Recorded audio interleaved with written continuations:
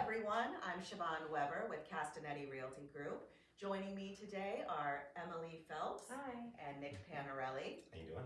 You are witnessing our pilot episode of Real Estate and Recipes, a new video experience where we're hoping to share with you our love of cooking and real estate, have some fun, share some information along the way. With that, our first episode is going to be introducing Nick Panarelli. He'll walk us through doing a chicken cutlet sandwich. Very simple, only a handful of ingredients.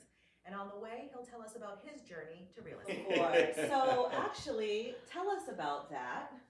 You used to be a chef? Oh, we're live. Oh, we're doing this live. I like it. Do it live. We'll do it live. We'll do it live! So Chef Nick, what started you on your road to real estate, my friend?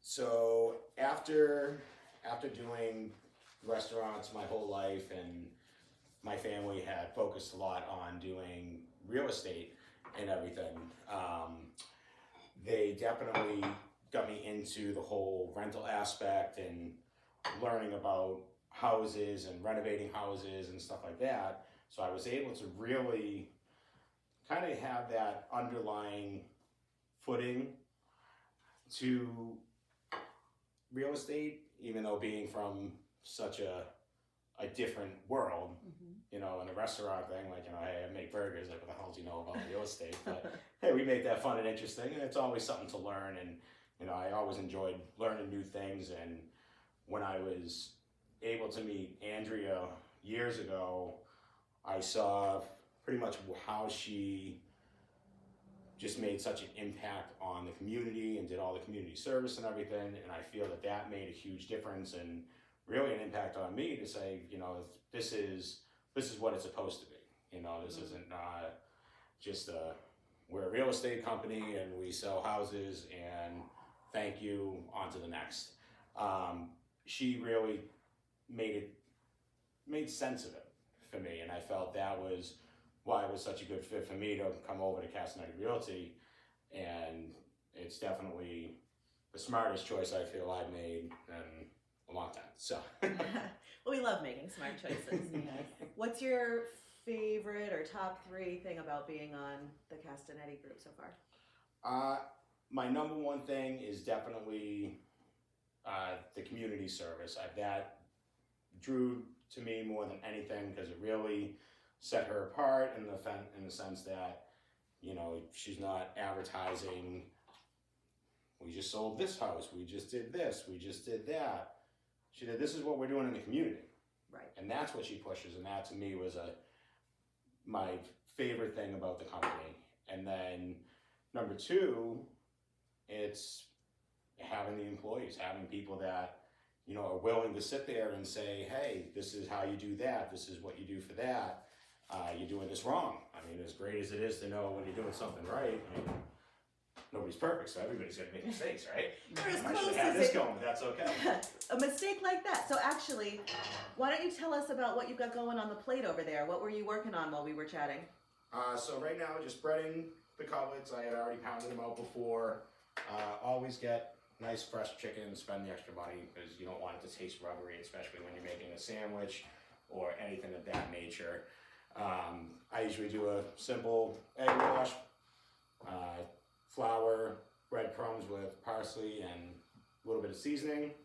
Brings us to our nice cutlets, and then once we get the oil in the pan and heat it up, then we can actually start putting it all together and getting the start of the sandwich going.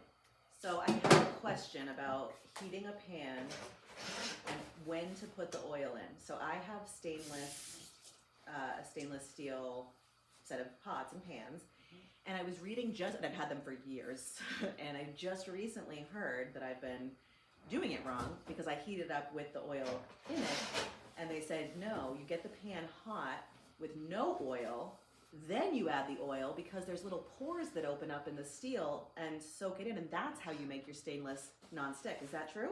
I see you nodding, so I must have been doing it wrong all this time. Yeah, generally I like to get the pan up hot first. I leave it on high, get it going, know that you're starting to cook.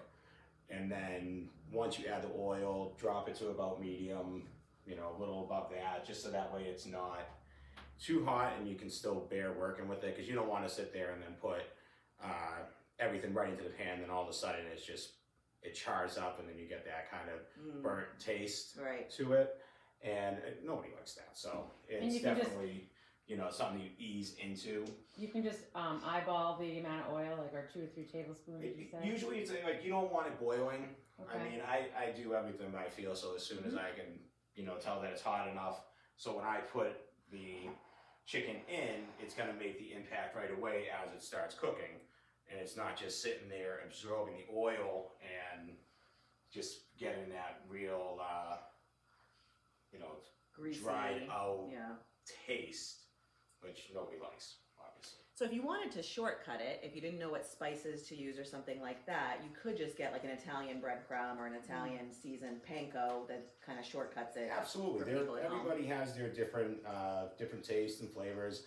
I love panko. I feel that you can really work a lot with it. There's so many things you can do, especially when you do chicken. If you want it to be lighter or fluffier, one of my good friend's mothers, she does a lot of stuff with cornflakes, and she uses that as her breadcrumbs or her breading, instead of just regular, you know, breadcrumbs or. I've heard of Ritz crackers. Ritz too. crackers. I Yeah. love Ritz crackers with fish. Yeah. Ritz crackers with yes. fish and like goldfish with fish. Or butter, Do a butter. baked haddock with goldfish on top. Wait a Put it in second. oil. Cheese and fish? What, you haven't lived? I I mean, come on, Siobhan. You know what? Apparently I haven't, I guess. Who knew? Wow, okay. Yeah, I mean, it's definitely like, it's not an overpowering point. I mean, obviously, if you do like think of like a haddock sandwich. Haddock sandwich always has American That's cheese, true, yeah. tartar sauce, Yeah. lettuce, tomato. I'm just Base after the point. tartar sauce in that scenario, to be honest. You love it? Yeah, I don't know, I think tartar the sauce pickle. with certain things. Like I like it. I love fish and chips. Like the tartar sauce on the side, maybe just a little dip in, but most of that, I'm weird. I like ketchup. So throw some ketchup on there, and I'm good to go. Look at that. I wish you saw that face. Well, only, it's actually, there's The more, look even of disgust, like I more. was a child. I see why you left the restaurant business. No, I'm just kidding. There was ketchup on every table. There was and I bet they were happy for it. Oh my gosh, that's hysterical. So I'm gonna actually come closer and get a little snapshot here of what it's looking like in the pan. All right, so it's looking pretty good in that pan over there. Let us know what's going on. So we've already cooked out one side. You can kind of see the bottom of it already starting to brown out. Now it's time to give it a nice flip. I've dropped the heat down to low, just to allow, the oil's already hot enough, you don't want to burn it, because then you have that burnt oil taste, which obviously nobody likes. Give us a That little gives tilt us in the more pan. of a- Oh yeah, a look at nice that. brown on that. Beautiful. Yeah, so with stuff like this, I always try to, especially with chicken, I never want to dry it out. I always want to try to take my time with it and really just let the chicken cook, which you know it's going to cook. This oil is very hot, obviously, so it's going to cook. But don't rush it, because once you start rushing it, then you just have that weird, you know, that rubbery taste, and then you have it dried out and not stretch it. It's kind of like a relationship, you know? If you rush it, you make it weird. Exactly. Nobody likes it when you make it weird, so that's good. We don't No do that. fun. We're good. Oh, we got some bread action. What kind of Yeah. bread do we have here? Now we just, obviously, you know, ta-da, we just made the snow. Isn't that amazing? As you can't even see in the video, the secret loaf Yeah, here. whoa, We've here got, we go. whoa, the magic of TV. So yeah, just the regular Italian bread, just to give ourselves some, you know, a little bit of an Italian flair with it. All right, perfect. My unorganized drawer, I hope you can't see that and Nope, see how can't. terrible this is. That's okay. Here We go. just see you rummaging around. So, that's- Yeah, I know. Like, what the hell's he doing? so Good do night. you cook for your clients ever?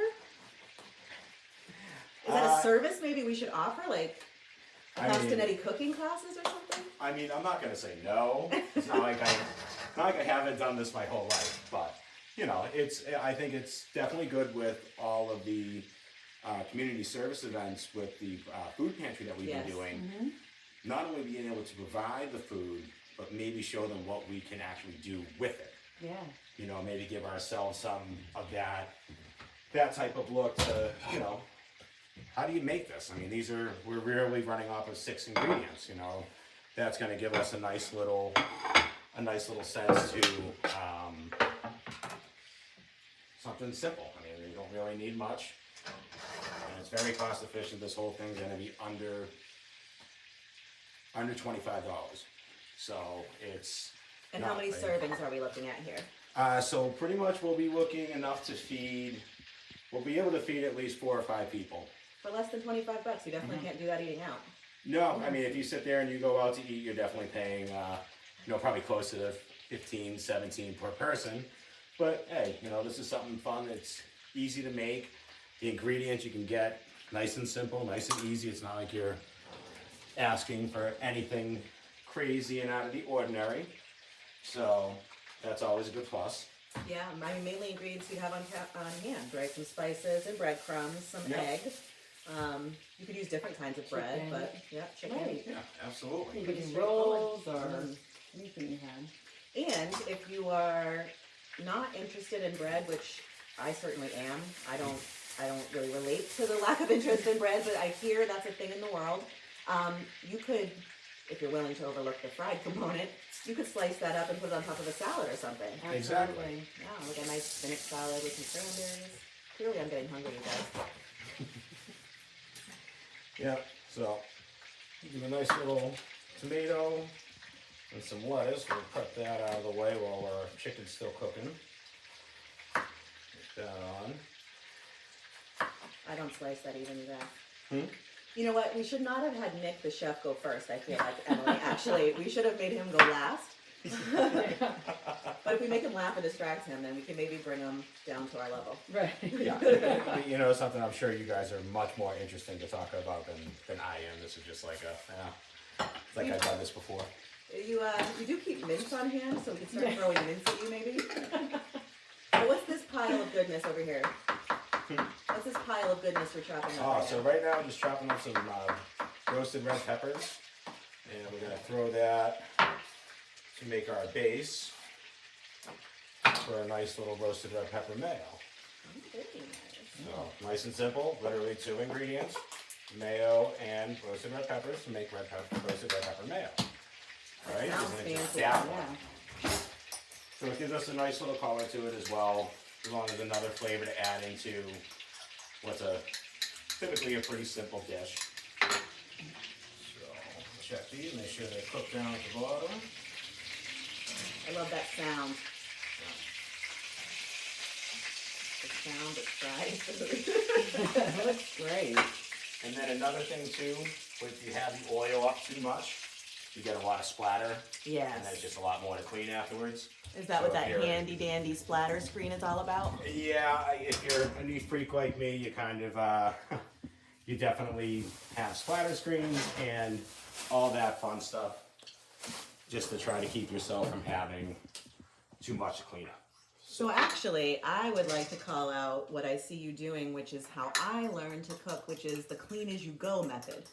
Yes, I don't like doing like the big messes afterwards because nobody wants to sit there, spend all their time eating, and after making everything and then say, oh, I'm gonna go clean up. Right? Right. That is like the fun part that nobody really wants to do.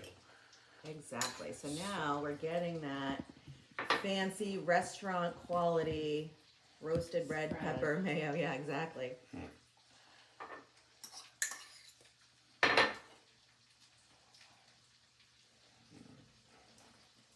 Keeping a keen eye on that chicken over there. I can see you spot checking. All right, so that's round 1. Cheese for both of you guys? Absolutely. All right, I like that. There we go. What kind of cheese do you recommend to use with this? With chicken cutlets, I